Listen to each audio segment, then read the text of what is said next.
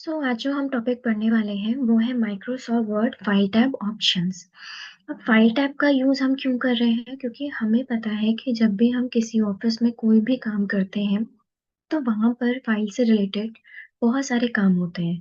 जैसे कि अगर आपको कोई नया काम करना है तो आप एक नई फाइल लेते हो और उस पे वो काम अपना कर लेते हैं आप।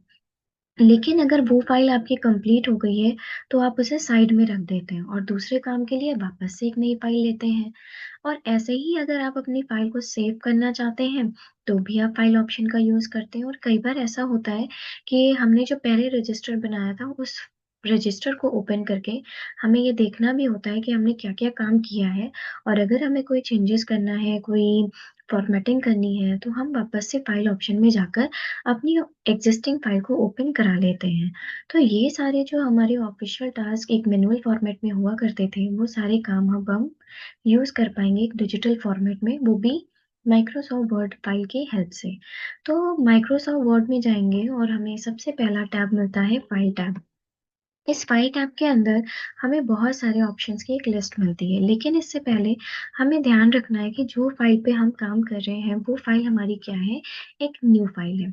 और इसे न्यू फाइल क्यों बोल रहे हैं? क्योंकि टाइटल बार में हमें देखने को मिल रहा है डॉक्यूमेंट 1। डॉक्यूमेंट 1 फाइल का डिफ़ॉल्ट फाइल नेम होता है और ये जब हम एप्लीकेशन को ओपन करते हैं, तभी ये हमें दिखने लग जाता है। और इससे हमें ये भी पता चलता है कि अभी हमारी जो फाइल है, वो सेव नहीं है, तो आप अपनी फाइल को इंस्टेंट सेव करा सकते हैं। तो फाइल को सेव करने के लिए आपको फाइल टैब पर जाना भी पड़ेगा और फाइल को हम सबसे पहले सेव करेंगे। जब हम फाइल को सेव करते हैं तो ये हमसे हमारी फाइल की लोकेशन पूछता है, लेकिन लोकेशन पर जाने से पहले हम देखेंगे कि हमारे पास कौन-कौन से डायलॉग बॉक्स ओपन किए जा रहे हैं। तो सबसे पहले हमारे पास जो डायलॉग बॉक्स ओपन किया गया है वो है सेव एज़। आप सेव ऑप्शन यूज़ करेंगे, तो भी आपके पास सेव एज़ बॉक्स आएगा और आप सेव एज़ यूज़ करेंगे, तो भी आपके पास सेम बॉक्स एक्टिव किया जाएगा। तो जब आप फाइल को सेव करने के लिए जाते हैं, तो आपको सेव एज़ बॉक्स मिलता है और यहाँ पर आपको अपनी लोकेशन सेलेक्ट करनी होती है। वो location desktop, MS word, document कोई भी हो सकती है, जो आपने अपनी स्पेसिफिक लोकेशन बना रखी हो। नहीं पता है और आप चाहते हैं कि जब भी हम अपनी मशीन को यहाँ पे स्विच ऑन करें, तो वो तुरंत हमें हमारी फ़ाइल एक सामने वाली स्क्रीन पर मिल जाए जिसे हम डेस्कटॉप कहते हैं, तो आप इस ऑप्शन का यूज़ कर सकते हैं। और अगर आप चाहते हैं कि जहाँ पर हमारी बाय डिफ़ॉल्ट लोकेशन है, हर एक फ़ाइल को हम वहाँ पे स्टोर किया करते हैं, तो आप डॉक्यूमेंट ऑप्शन यूज़ कर सकते हैं या जो आपने स्पेसिफ़िक लोकेशन बना रखी है, वहाँ भी आप इस फ़ाइल को रख सकते हैं। तो हमने सेलेक्ट किया है डेस्कटॉप और इस डेस्कटॉप में जाकर हम अपनी इस फ़ाइल को एक नाम देंगे और इस फ़ाइल का नाम यहाँ पर देखिए क्या रखा गया था पहले Microsoft word file tab option, लेकिन हम चाहते हैं कि यहाँ पर आपका नाम होना चाहिए।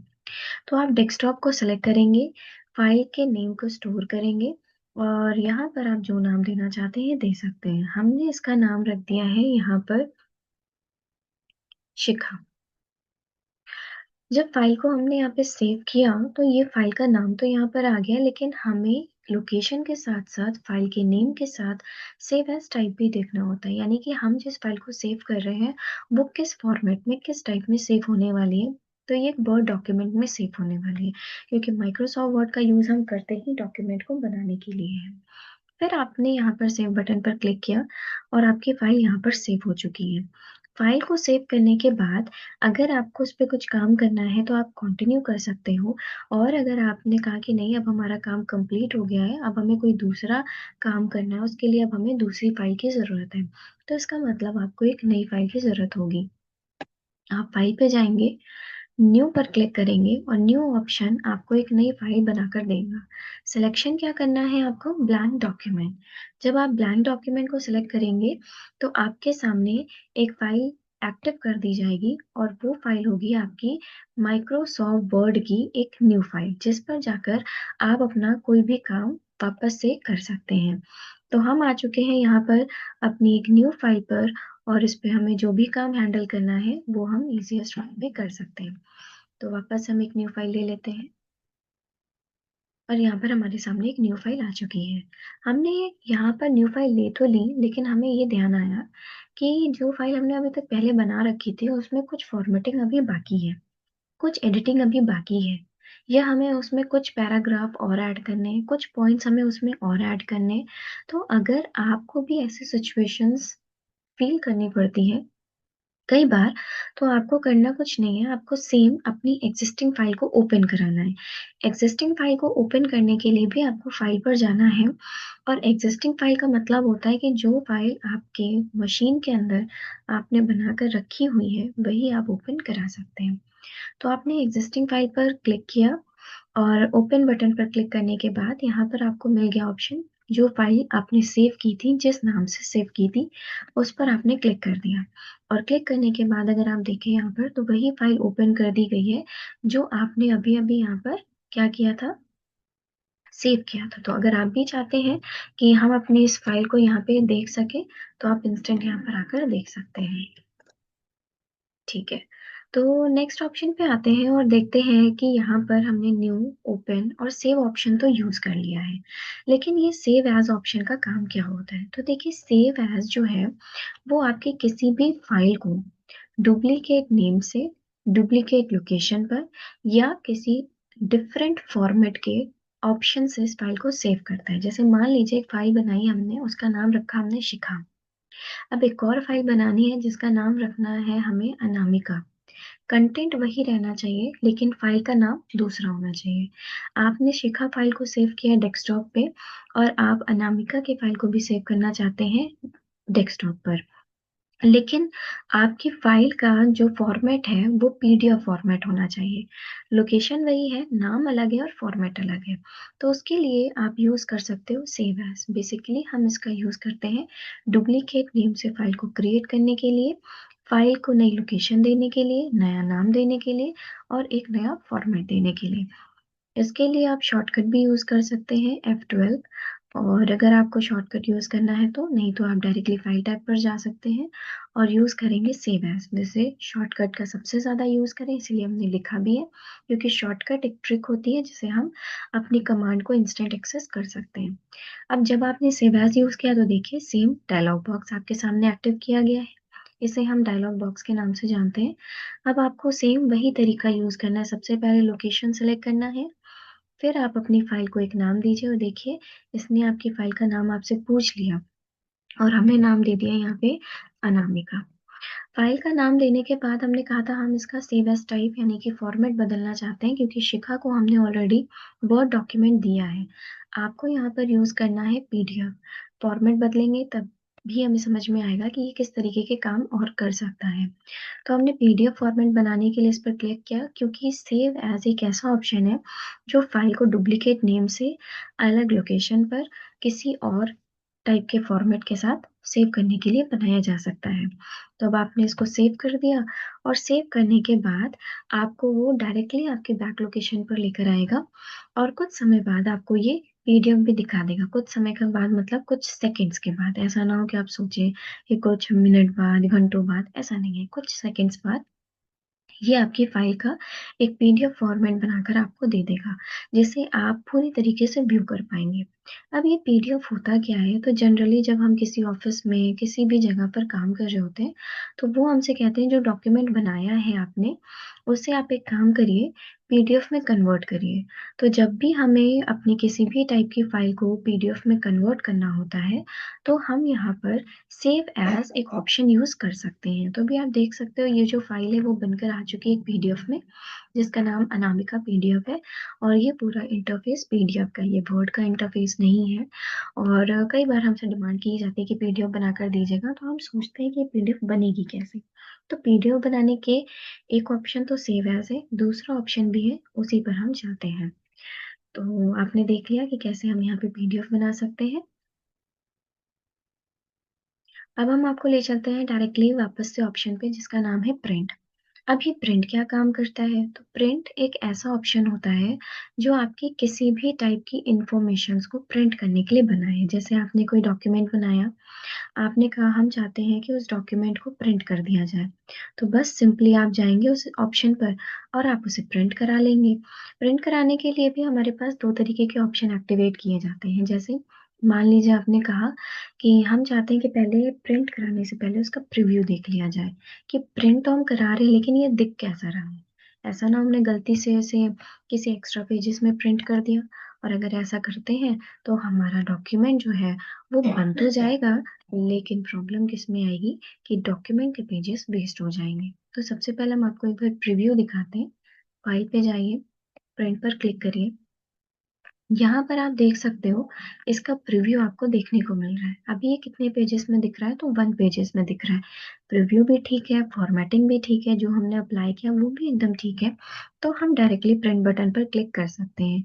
लेकिन कई बार ऐसा भी होता है कि जब आप अपने डॉक्यूमेंट को बना रहे होते हैं तो वो 2 पेजेस में दिख रहा होता है, और एक्स्ट्रा पेजेस को हम यहाँ पे प्रिंट करके सब पेज को वेस्ट ही कर रहे होते हैं।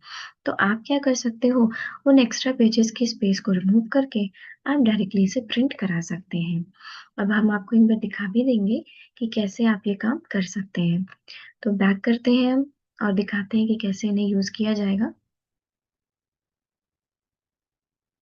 तो हम यहाँ पर आएँगे, हमने देखा कि ये जो आपका कंटेंट है एक्सपोर्ट डेफिनिशन का, ये हमने रख दिया है सेकंड पेज पर। और जब आप इस कंटेंट को सेकंड पेज पर रख दोगे, तो इससे हमें क्या देखने को मिलेगा कि जब भी हम प्रिंट करेंगे तो ये डॉक्यूमेंट हमें 2 पेजेस में मिल रहे हैं। और हमें पता चला कि जो हमारे पेज का एरिया था, वो आधा कंप्लीटेड है और आधा शिफ्ट कर दिया गया है दूसरे पेज में, और इससे हमारा पेज वेस्ट हो रहा है। तो हमें बैक करना है, जो स्पेस हमने दी है उस स्पेस को रिमूव करना है, और रिमूव करने के बाद जब हम प्रिंट पे क्लिक करेंगे तो आप यहाँ पर देखिएगा ऑप्शन यहाँ पे प्रिंट का एक्टिव हो जाएगा। हम शॉर्टकट यूज़ कर रहे हैं Ctrl+P। अब आपको ये भी ध्यान रखना है कि जो शॉर्टकट्स यहाँ पे लिखी गई हैं, वो शॉर्टकट आपके कंट्रोल के साथ लिखी गई हैं, यानी Ctrl+P, Ctrl+S, Ctrl+O, इस टाइप से शॉर्टकट्स लिखी गई हैं। तो कंट्रोल के साथ में आपको O प्रेस करना है।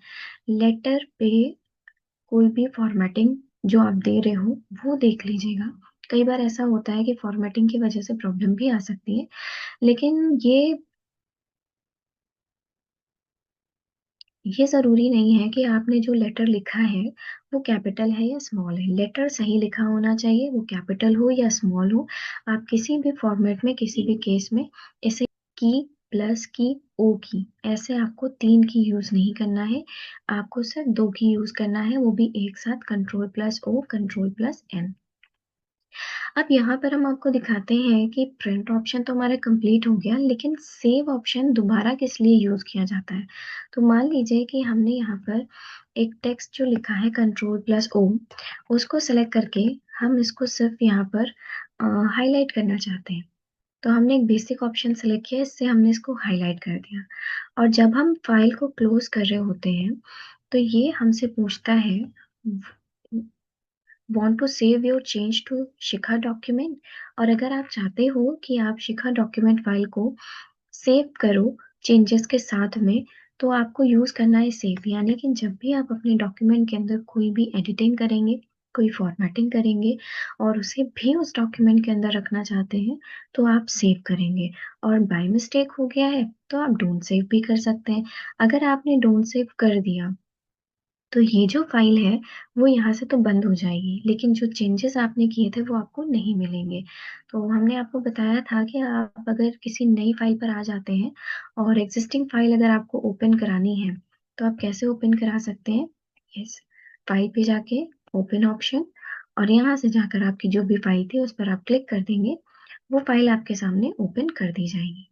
तो इस तरीके से आप किसी भी एक्ज़िस्टिंग फ़ाइल को ओपन कर सकते हैं, बहुत ईज़ी ऑप्शन होता है। और आपका कंटेंट वापस आपको देखने को मिल जाएगा।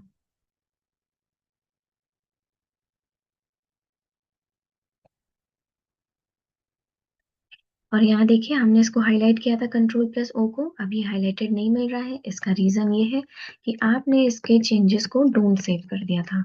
तो आपको इसे वापस से सेलेक्ट करना है, फॉर्मेटिंग देनी है, और अब आपको क्या करना है, एक बार फाइल पे जाकर सेव कर देना है। और सेव करने के बाद अगर आप क्लोज़ करते हो तो ध्यान रखिएगा, पहले ये पूछ रहा था आपसे कि क्या चेंजेस सेव करना चाहते हैं? अब नहीं पूछेगा क्योंकि आपने ऑलरेडी सेव कर दिया है। ये देखिए कोई भी मैसेज नहीं आया। और वापस से अगर आप अपनी एक्जिस्टिंग फाइल ओपन करना चाहते हैं तो फाइल पे जाकर ओपन पे क्लिक करके आप अपनी वो फाइल ओपन करा सकते हैं। फिर आपके पास एक और ऑप्शन आता है जिसका नाम है एक्सपोर्ट ऑप्शन। एक्सपोर्ट का यूज़ किया जाता है आपकी पीडीएफ फाइल को क्रिएट करने के लिए और एक्सपीएस फाइल को क्रिएट करने के लिए। यानी पीडीएफ फाइल हम वापस से सेव एज़ से भी क्रिएट कर सकते हैं और सेकंड ऑप्शन आपके पास एक्सपोर्ट है। तो आप क्लिक करिए क्रिएट पर, यूज़ करिए ऑप्शन, फाइल का नाम शिखा रखना है तो शिखा भी रख सकते हैं और टाइप क्या रखना है पीडीएफ, एंड पब्लिश कर दीजिए। तो ये फाइल भी जो है वो पीडीएफ के फॉर्मेट में सेव हो जाएगी और आपके सामने यहाँ पर ये ओपन हो जाएगी और आपको बताएंगे हम कि कैसे आपकी फाइल दिख रही है। तो ये देखिए, एक फाइल हमने बनाई थी अनामिका और एक फाइल है शिखा। तो ये दोनों ही फाइल सेव हो चुकी है। अनामिका में कोई भी हाइलाइटेड टेक्स्ट नहीं था, लेकिन शिखा में है और ये सेव होकर हमें पीडीएफ में भी मिल रहा है। तो ये बेनिफिट्स होते हैं, लेकिन पीडीएफ के अंदर अगर हम कोई एडिटिंग करना चाहें तो हम बहुत बेसिक एडिटिंग कर सकते हैं, लेकिन टेक्स्ट की स्पेलिंग को चेंज नहीं कर सकते हैं। तो ये एडिटिंग यहाँ पीडीएफ के अंदर नहीं हो सकती। और पीडीएफ एक पोर्टेबल डॉक्यूमेंट फॉर्मेट होता है जो हर एक मशीन के अंदर सपोर्ट करता है। इसलिए ज़्यादातर लोग आपके डॉक्यूमेंट्स को पीडीएफ मोड में माँगते हैं कि आप पीडीएफ फॉर्मेट में ही बनाकर दीजिए। क्योंकि कई बार लोग वर्ड में या कई बार एक्सेल की फाइल को एक्सेल में ही भेज देते हैं, पीडीएफ नहीं बनाते हैं। और कभी-कभी ऐसा होता है कि कोई पर्सन उसे मोबाइल पे ही एक्सेस कर रहा होता है, तो मोबाइल में तो ना तो वर्ड फाइल ओपन हो रही है, ना ही एक्सेल फाइल ओपन हो रही है। लेकिन अगर आपने पीडीएफ बनाकर उसे सेंड किया होगा, तो वो फाइल कहीं पर भी ओपन हो जाएगी। तो आज का टॉपिक हम यहीं एंड करेंगे। Thank you.